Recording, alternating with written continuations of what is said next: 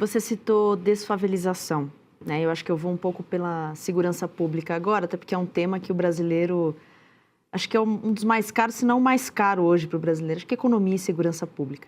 Mas falando dessa esfera, com tanta dominação territorial, por exemplo, de facções criminosas, já vi você comentar sobre segurança pública, citou até o El Salvador, né, o país. Então, como que o senhor vê isso hoje e como seria esse processo de desfavelização, que é uma coisa antiga, inclusive, né? Bem antiga. Olha, quem dera fosse uma coisa antiga. Fala-se nesse tema, mas é um tabu tão grande falar sobre desfavelizar, porque na prática a gente há muito tempo, especialmente começando no Rio de Janeiro, a gente começou a achar que a favela faz parte da nossa identidade. Não porque tinha um cartola na favela, era um poeta da favela. Você pode ser um poeta e não morar na favela. Acho que essas coisas... Você tem grandes poetas na história humana que não precisavam morar em favela. Você não vai justificar a ausência de saneamento básico, presença de tuberculose em populações humildes e comando naquele bairro por parte de facções com base num poeta ou num samba. Só que nós fizemos isso. Faz parte de um processo histórico muito destrutivo de autossabotagem que nós tivemos. Vou começar pela parte de segurança e eu vou chegar na desfavelização, porque essas coisas estão muito conectadas. Inclusive, no próprio Livro Amarelo 2, a gente junta uns pontos.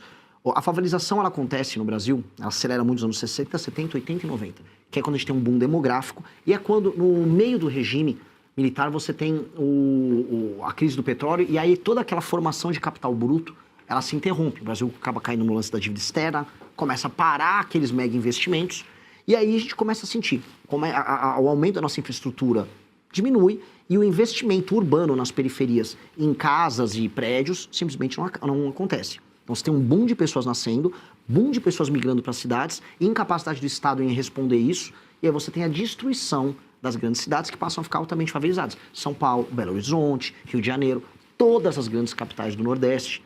E aí você criou aqueles bolsões. Nesses bolsões, o Estado não está presente. Ali e nas cadeias começam a surgir as facções. E aí você tem dois modelos de facção, dois modelos de administrar isso. O Comando Vermelho, que tem um modelo mais clássico, ele tem um modelo que eu chamo de horizontal. Você olha no horizonte, o mapa, vai ser aqui, ó, essa área aqui é do Comando Vermelho, essa aqui é do ADA. Você separa o mapa. Comanda o espaço. Eles comandam o espaço. E ali dentro, eles usavam para vender droga, para beneficiar, às vezes, né, pegar um pacotinho da droga, dobrar, botar os aviõezinhos. Depois eles começaram a colocar serviços. Hoje tem serviço até de internet tocado pelas facções. E do outro lado, o PCC veio com um modelo diferente. Começa na cadeia, pode ter também, quando interessa a ele, a dominação horizontal, mas ele faz a dominação vertical, que é a dominação das instituições. Invadem Ministério Público, invadem polícia, invadem a política, invadem o judiciário, ONGs, empresas do mercado financeiro, combustíveis. Eles estão gigantescos, têm controle de toda a região. Laboratórios de análises clínicas que atendem várias cidades em São Paulo e funcionam. O problema do PCC é que ele funciona. Ele realmente distribui o combustível dele, a REAG atuava no mercado financeiro, eles funcionam e eles são mais difíceis de pegar porque é um inimigo mais invisível. Pois bem, veja que questões Uma ponderação. O Fábio fez menção a um ponto aí, desculpa, Renan, é a sofisticação com que o PCC atua. Não é uma coisa grotesca, é criminoso, óbvio, ninguém está... Estão na Faria Lima, eles têm doutores. Mas é uma coisa sofisticada, diferentemente do que era, por exemplo, aquelas facções do Rio de Janeiro. Sim. O Comando Vermelho... Desculpa, Fábio, só para complementar. O Comando Vermelho nunca conseguiu ter a sofisticação técnica do PCC. O Comando Vermelho é mais brutal. Tanto que o Comando Vermelho avançou no Nordeste, e eu pude viajar pelo Ceará e pegar. Eles estão tomando o Ceará. Muito por conta da fraqueza do governador. O governador não botou a polícia para resolver, porque não é que eles também contam com grandes tropas. Eles vão indo na ausência do Estado, vão se estabelecendo e tomando os locais. O caso mais bizarro é de uma cidade que chama Santa Quitéria, tem urânio em Santa Quitéria, e o Comando Vermelho se aliou com o prefeito ganhou a eleição usando o Comando Vermelho, e eles estão presentes ali na cidade. É um caso público, todo mundo sabe, o prefeito inclusive foi afastado por ligação com o Comando Vermelho, ele pagou prêmios para o Comando Vermelho por ter participado da eleição dele, e a população... houve uma eleição suplementar, a população inclusive elegeu o filho dele, mostrando que o buraco no Brasil é sempre bem mais embaixo do que a gente imagina.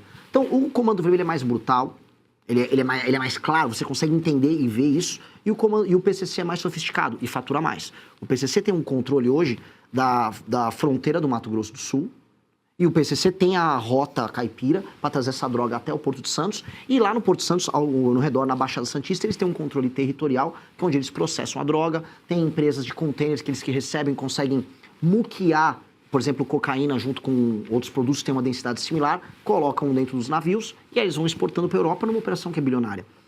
De um lado, nós temos que usar a violência do Estado de maneira muito clara e a alteração nas leis, a aplicação do direito penal do inimigo, para você fazer a tomada daqueles territórios e o Estado se restabelecer.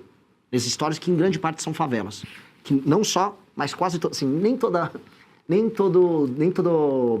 tomada de território por parte do Comando Vermelho é numa favela, mas toda favela está tomada por alguma facção. Isso em praticamente todo o Brasil, salvo raríssimas exceções.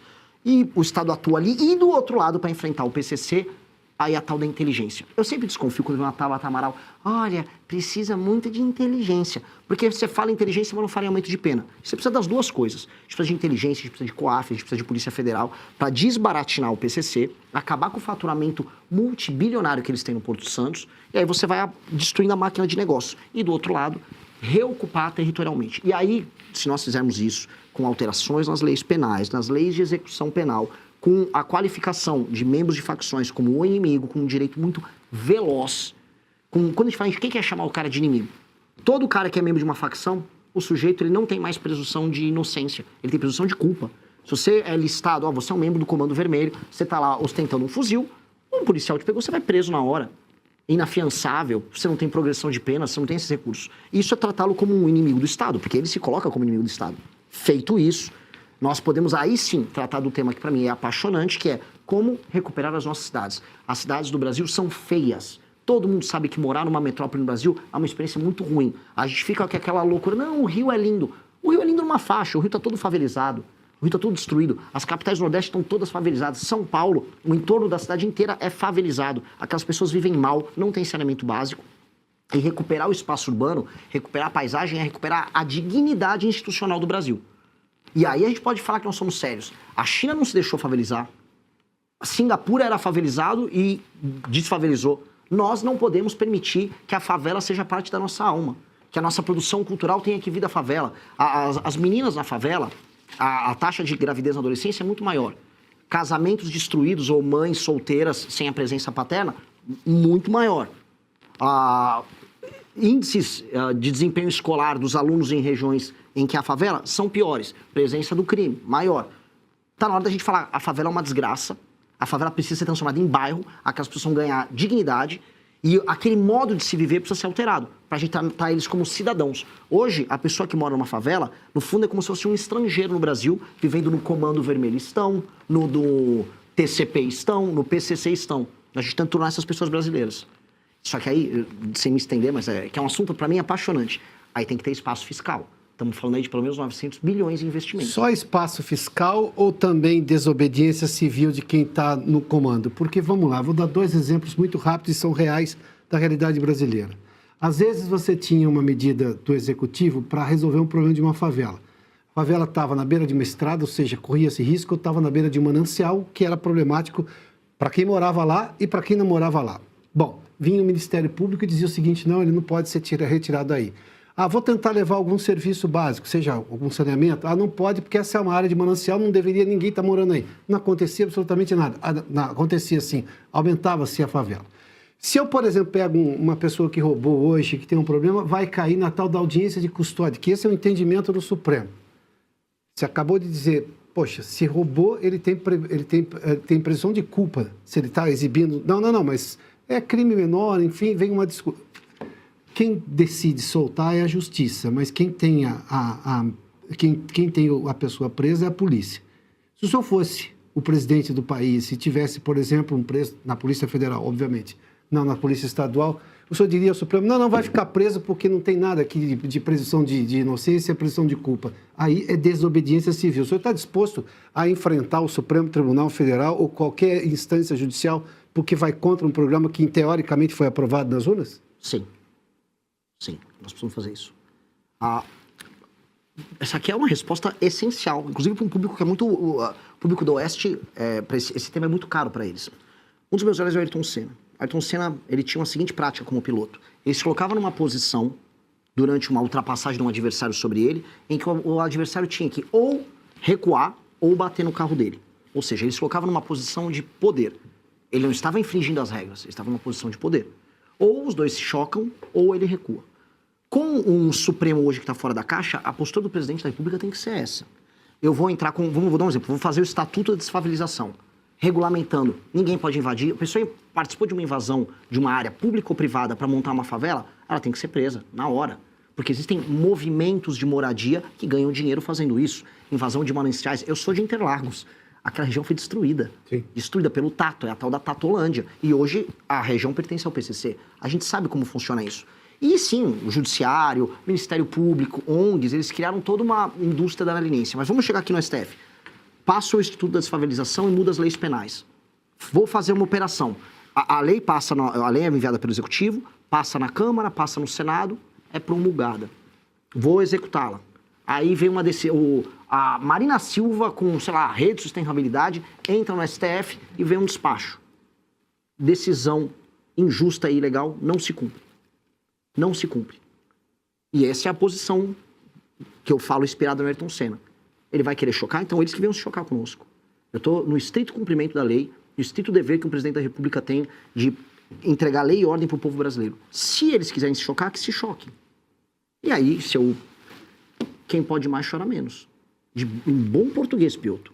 Não vou ficar fazendo provocação, não vou ficar sendo moleque institucional. Agora, o dever do presidente da República... Não está na Constituição o direito à moradia? Essa Constituição maluca que a gente tem, que tem direito a tudo? Não tem direito a nada. O Brasil se favelizou desde a Constituição de 88. Aumentou as pessoas que não têm moradia. Mas não está garantido? Estou lá tentando garantir o sagrado direito constitucional à moradia. Aí vem impedir.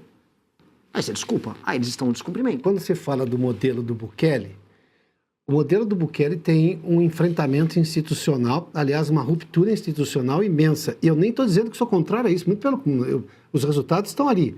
Agora, fazer o que se fez lá, hoje, na realidade brasileira, parece algo extremamente distante. Mas o senhor está dizendo que só vai fazer isso. Olha, vamos colocar de uma maneira muito boazinha. Eu espero muito que o STF cumpra apenas seus deveres estritos e constitucionais. Se ele não cumprir, eu também vou cumprir o meu. Eu vou estar no meu, que é... Não, eu sou o presidente da República, essa decisão sua é ilegal e eu vou continuar com a minha política pública. Ou seja, vou dar um exemplo mais claro. Vamos ser vamos dar um... Eu não vou precisar, isso não é não é a opinião do Renan, é a opinião do BOP. Eu tenho figuras do BOP que eu converso. O Busnello, o maior sniper do BOP, talvez, falou: Renan, todas as operações, que mesmo com o GLO, não funcionarão se você não tiver um estado de defesa específico naquela área, porque o traficante se esconde na casa da pessoa e você não tem um mandato. Como é que você vai pegar o traficante? Você vai precisar de um estado de defesa em que aí sim é permitido. Pois bem, passa o estado de defesa circunscrito a determinadas regiões. Santa Quitéria, no Ceará, favela da Rocinha, todos exemplos anedóticos, mas tá aqui. Passo, mando pro Congresso, o Congresso autoriza, começo do nosso mandato. Vem a ONG com a Marina Silva, meu Deus, acabou a democracia. Entra no STF, STF não vai fazer. Eu vou fazer. Eu preciso fazer. Porque é minha função como presidente da República garantir a integridade do território brasileiro. Eu vou estar em descumprimento da Constituição se eu não fizer isso. Ô, Renan, deixa eu agregar um ponto que eu acho que para você desenvolver isso que você está começando a dizer. Quando você fala em direito penal do inimigo, ao que eu entendo, o seu projeto é o direito penal do inimigo, ou seja, tratar certas pessoas como inimigos do Estado é uma forma de agilizar o combate, vamos dizer assim, à criminalidade e, com isso, recuperar cidades, enfim, aí outros planos viriam a reboque. Agora, nós estamos num estado em que o STF trata a todo mundo como inimigo. Né? Todos nós, eles exercem o direito penal do inimigo. O problema é que só eles não são inimigos do Estado, todos os demais são. Eles definem. Eles definem, é subjetivo. Por ofício. Pois é, e aí que o ponto, para que exista um riscar de chão e falar assim, esses são os inimigos do Estado, que a gente não caia nessa subjetividade que o STF criou, não seria necessário resolver antes o problema do Judiciário e do STF para depois, no Estado constitucional legítimo, nós conseguimos olhar para quem é ou não inimigo? Porque hoje tratar a qualquer pessoa como inimigo vai entrar num balaio de confusão que o STF criou a respeito de inimigos são todos aqueles que vão contra mim. Você vai criar mais inimigos do Estado para além dos que o STF já criou, se essa proposta for colocada em vigor, sem resolver o STF, você não acha? Marcília, a minha questão é, o Brasil precisa se resolver. E se eu vencer a eleição tratando dos temas como eu estou tratando, especialmente na área de segurança, isso é prioridade zero. Então existe aquele famoso lema, vou ter que trocar o pneu do carro com o carro andando. Nós vamos precisar fazer as duas coisas ao mesmo tempo. Eu não posso iniciar um mandato, vou começar agora a colocar o STF na caixinha, enquanto isso não resolver o tema que me elegeu. E, inclusive, resolver o tema que me elegeu ajuda a colocar o STF na caixinha. Porque, como eu disse no exemplo anterior que eu dei, o exemplo da Ayrton Senna, STF, é isso. Vocês estão fazendo isso aqui. Eu comecei um governo novo que foi eleito, eu não tenho rabo preso com ninguém. O tema que me elegeu foi esse. Este tema, ele é um tema absolutamente banal do ponto de vista constitucional, defesa de lei e ordem, pressuposto do poder executivo, vão cumprir. Aí eles vão querer criar os problemas. Se criarem os problemas dele, nós vamos olhar para eles enquanto estamos resolvendo os outros temas. Porque participar da resolução dos outros temas vai tirar o brasileiro de uma sensação que é muito presente na minha geração, que é a sensação do nada acontece. Nada acontece. Se eu entrar e ficar apenas na briga institucional, sem ir para a resolução material do problema, eu perco moral para participar da briga institucional. Então eu tenho que participar da resolução material. As pessoas, elas não vão conseguir enxergar, porque mais um governo em que está tendo uma briga entre os poderosos. Ah, eles estão brigando, aquele noticiário, liga lá na Globo News. O presidente do STF afirmou nesta manhã. A pessoa está vendo, tudo bem, o traficante ainda está na porta da minha casa. Eu ainda tenho medo de ser assaltado. Então eu preciso fazer as duas coisas. E, infelizmente, eu não vou poder fazer como o Bukele, como o exemplo que o Piotr deu. Porque o Bukele teve a oportunidade de olhar, entender que ele tinha uma força, ele acumulou o poder de tal modo que ele pôde ir para cima de uma Suprema Corte corrupta, e aí depois ele fez as grandes operações dele. O caso brasileiro é diferente. Como todo país, as circunstâncias são diferentes, as correlações de poder são diferentes, e nós temos agora uma eleição em que as pessoas estão olhando para essas propostas e estão falando, a viabilidade. Então vamos levar à frente. Vamos deixar eles errarem. Vamos dar a oportunidade do STF errar. Porque aí a pessoa não está vendo uma briga institucional quase bizantina nos termos. Não, porque a DPF do não sei o que. Não, não, não. O presidente quer matar o traficante e o ministro do Supremo não deixou. Aí muda de figura. Aí a gente vai trazer para essa discussão que envolve instituições, povo. E eu vou falar pelas minhas andanças pelo Brasil. As pessoas estão falando de outros problemas. O STF é um tema muito comentado em centros urbanos. Ao redor do Brasil, as pessoas estão falando de outros assuntos. E vamos lembrar, o Lula ganhou a eleição em 2022 falando de outros assuntos para boa parte da população brasileira. Então, a população brasileira estava alheia a isso. Eu trago a população brasileira para esse tema se eu envolver os dois assuntos. A partir do momento que o STF se tornar um aliado direto ou indireto do cometimento de crime por parte desses caras. Então, eu acho que a melhor estratégia possível é essa. E é verdadeiro, tanto que eu estou falando ao vivo para vocês. Porque eu acho que quando você é absolutamente e brutalmente honesto sobre o que você vai fazer, você já estabelece os parâmetros. Eu tô igual o Ayrton Senna na pista. Vai querer recuar? Recua. Vai querer bater? A gente vai para a colisão. Estou apenas sendo um democrata. Essa postura me lembra a postura do ex-presidente Jair Bolsonaro, principalmente no início, mais combativa. E hoje ele está preso. E eu falo isso até porque se citou, né? Talvez se o STF for visto como conivente ao crime, né? Acho que não foi a exata palavra. Já não foi? Já não demonstrou o suficiente? As pessoas não entendem dessa maneira. Quando a gente fala as pessoas, eu vou pegar os eleitores do Bolsonaro, podem entender. Mas o resto do Brasil está preocupado com outras coisas. E quanto mais eu rodo, eu vejo isso. Existe um Brasil, gente, que vota no Lula, existe um Brasil que vende um voto, existe um Brasil que vota no Centrão. Essas pessoas falam de outros assuntos. As pessoas estão falando de outros temas. E esse tema não é central para elas. Isso é uma coisa que a gente precisa entender. Se a gente quer colocar as pessoas nessas discussões institucionais, esse problema tem que ser posto na mesa delas. Esta discussão sobre a briga do Bolsonaro, liberdade de expressão, ela é importante para um Brasil que é moderno. Lembra que eu comecei aqui falando do Brasil é dividido entre um Brasil moderno e um Brasil arcaico, que tem compra de voto, um Brasil que o Alcolumbre manda lá no Amapá? Esse Brasil que o Alcolumbre manda, ninguém tá ligando. As pessoas querem saber se vai ter show do Wesley Safadão no ano. É isso, e a gente tem que ser bem sincero, as pessoas vendem um voto, as pessoas mais humildes não entendem esse negócio de democracia, porque elas são enganadas, elas estão na mão de uma classe política muito parasitária. Então, para elas, o Alexandre de Moraes está acusando... Quê? Quem é Alexandre de Moraes? As pessoas não existe essa discussão. Eu acho que trazer os temas concretos delas e aí o STF se opor é a melhor maneira de colocar elas no jogo. Sobre o discurso do Bolsonaro. O Bolsonaro, ele vinha na esteira de um movimento. Foi o impeachment da Dilma Rousseff, foi a Operação Lava Jato. Só que o Bolsonaro nunca tornou tangível para as pessoas o que ele ia fazer. Ele falava muito em termos abstratos. Eu vou acabar com isso aí. Tá bom, o que significa eu vou acabar com isso aí?